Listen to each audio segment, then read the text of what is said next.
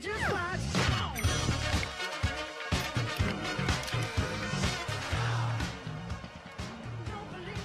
back on the Morning Brew with friends with my old friend Nan Maslin, and you brought in Jessica Chow this morning. I did. You guys have a big show opening. Well, I guess it's being presented today, but the big opening is Friday. That's right. Today's the opening of the show, The Likeness of Us, and we're having a big party on Friday for the event, and it's at the African American Performing Arts Center, which is at Expo, New Mexico. Perfect. And this is sponsored by our friends at Bernco County, so that means Bernco on the brew. Oh, look at that. We love that little graphic. Love that. Any excuse we had to run that, we love that. And this is great. So I've known you for a long, long time. Yes. And I think we need to get you a public art queen crown. I would love that. I think we should make that. Because you're the public art coordinator for Bernalillo County. That's right.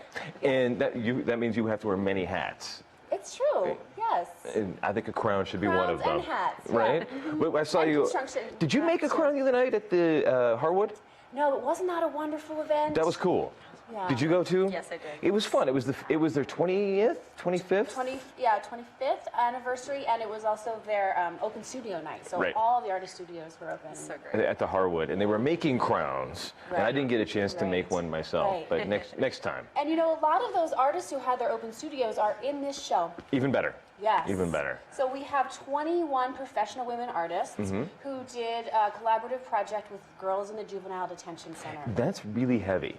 You were telling me a little bit about that the other night. How do you even get involved in a project like that? That just sounds really, like it's just intense and a lot of work, and I can't imagine the legal hurdles, and then of course the teaching hurdles, everything else. Right. Well, it does help that both Cultural Services for Bernalillo County and Youth Services are all in the Bernalillo County government. So we have a good working relationship with Youth Services Center, and they're a nationally recognized award-winning facility. Cool. They do really incredible work with these kids to really help them make better choices in the future. And so this program is part of that, giving these girls an opportunity to express themselves. Very so we cool. had this project where we had these professional women artists like Jessica do this work where we had the artists they thought about advice they would give to their teenage self. So they wrote that advice. That's got to be a long list. It's gonna be right. I know, you can kind of distill it down. But yeah, some of them were long, some of it was short, and then the girls responded to that and did their part and filled up these panels that then all fit together into this cohesive design. So Jessica, what did you write to your teenage self? I had a lot of self-confidence issues when I was a teenager. Who doesn't, right? Yeah. And so one of my issues was, just being able to embrace yourself and be, who you are and carry your confidence.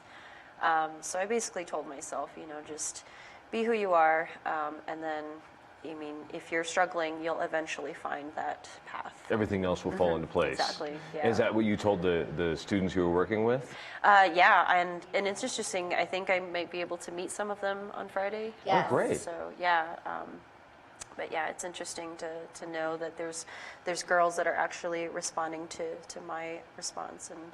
And these are girls who are in difficult situations now, right? Right, exactly. And they're in the Juvenile Detention Center at the Youth Services Center. And that's a short period that they're there. It's not long term. And so a lot of them have just found themselves in they were difficult in the wrong position. place in the wrong time. And so they're great kids. And I really can say that from working with them and giving them an opportunity to make art and to take themselves away from their current situation and elevate them by having these messages from artists like Jessica to say, oh, it's going to be okay. It's going to get better. This is a hard time, but it's not the rest of my life that has to be like this. Right. And I think that's really hard to remember when you're a teenager. Right. Yeah. Right. It's not an easy time. Well, there was a time, I think, when I was 16 where I was like, I've lived a long time. I know everything. Right. That's it. I still feel like that some days. But Jessica, what kind of work do you do? So I mostly work with portraits. I do oil paintings on canvas, real traditional techniques. Here's some of your work here, right? Oh, yeah. This is some of what you do. This is actually a piece that's featured at the Matrix Fine Art Gallery. We had our opening last Friday, so that congratulations. show's still up if you ever get a chance to see work in person. So Very Yeah. cool. And is this more of your work here? Yes. This is a specific piece for Stranger Factory.